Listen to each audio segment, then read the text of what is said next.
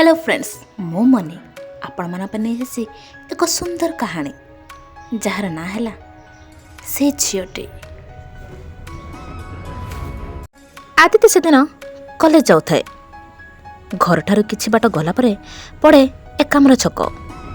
से ही छक ठारू कॉलेज रो दूरता प्राय 4 किलोमीटर। तेणु से ही छकरू ही अनेक सांग भेट हो जाते। से दिन किंतु टिके लेट हो जाइथिला। बोधे हुए सब सांग माने चली गले। आदित्य गाड़ी स्पीड बढ़ीगला। स्पीड पखापाखि 80 को छुईला। किछि बाट गला परे एक सुंदर तरुणी छाती रे बही जाकी छिड़ा होइछि। आ से लिफ्ट पाई आमंत्रण करुछि। आदित्य भाबिला आजिकाली बेलकाल ठीक नाही। पुणी झियो पिलाटा फसई देबनी तो। एमती भाबु भाबु तार गाड़ी ब्रेक मारी सारी। आ से झीटी मध्य बसी सारी आदित्यर गाड़ी पछरे। झीटी कहला प्लीज मते आर्यन कॉलेज पाखरे टिके छाड़ीदेब। आदित्य आश्चर्य होगला। कहीं ना से मध्य से कॉलेज छात्र। किंतु से तो केबे से झीटी को देखिनी कॉलेज रे। आदित्य से झील को पचारिला तमे कौन कॉलेज रे नुआ?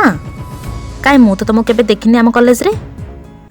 झीटी कहला नाई मोर +2 फर्स्ट ईयर एबे नुआ करी कॉलेज रे जॉइन हेछि। आपण बे कौन से कॉलेज रे पढ़ंते? आदित्य कहला हाँ मोर ए वर्ष +2 सेकेंड ईयर। एति कथा हेचंती न कथा हेचंती आदित्य और से झियो पहुंची सारिले कॉलेज रे। झियोटे बाइक रो ओल्है बाइक ही चली गला। बेले बेले कॉलेज रे से झियो सह देखा हुआ आदित्यर। दुहें दुहें को देखि टिके हसी दियंते। किंतु सही दिन ठारू सही जगह आसिले आदित्य गाड़ी स्पीड कमई दौ थाए। ता आखि खोजी बोले से झियोटी को काले केतले से आसी ता बाइक रे बसी पड़िबो। आदित्य बहुत थर भाबी थाए एही थर देखा होले ताकू ता ना पचारिबो। काहेकि ना आदित्य मने मने ताकू भल पाई सारिला। किंतु ताकू देखा हेले सब किछि भूली जाए। जहा कथा भाबी थाए मन रे किछि भी कहि पारेनी। आदित्य खाली भाबी बसु थाए से जहा भी हो एही थर देखा हेले मो निश्चय मो मन कथा ताको कहि देबी।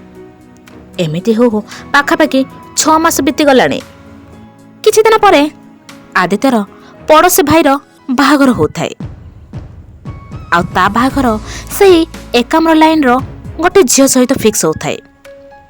आदित्य खाली भाबी बसु थाए से बाहागर हेले सही एरिया रे निश्चय से झियो सहित देखा हबो। आउ सही समय रे ही से ता मन कथा कहि दबो। एमिति खाली से भाबी बसु थाए आदित्य। हो बाहागर दिन आसीगला। बरजातिर सब आयोजन मध्य हो सारी।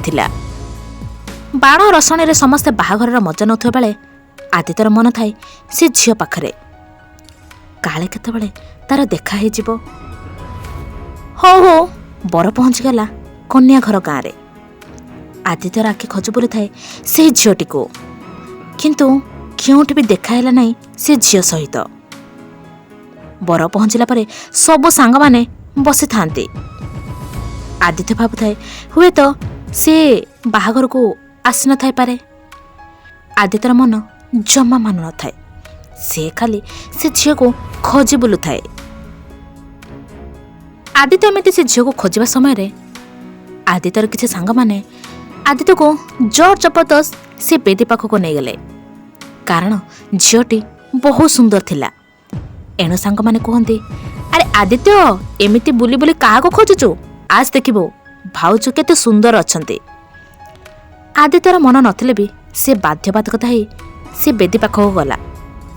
बेदी रे जेतेबेले से कन्या को देखिला ता पाद तळु जेमिति माटी खसी पड़िला। काहेकि ना कन्या बेसरे आउ केही नथिला। से जो झियो को मने मने भल पाउथला से झियो ही थिला। से सब दृश्य देखिला परे आदित्यर मन भांगी गला। आउ से निज निज को बहुत दसी मन करुथला। से भाबुथला कि जति से आगर हुए तो ता मन कथा कहि पारि थांता हुए तो से झियो तार ही थांता।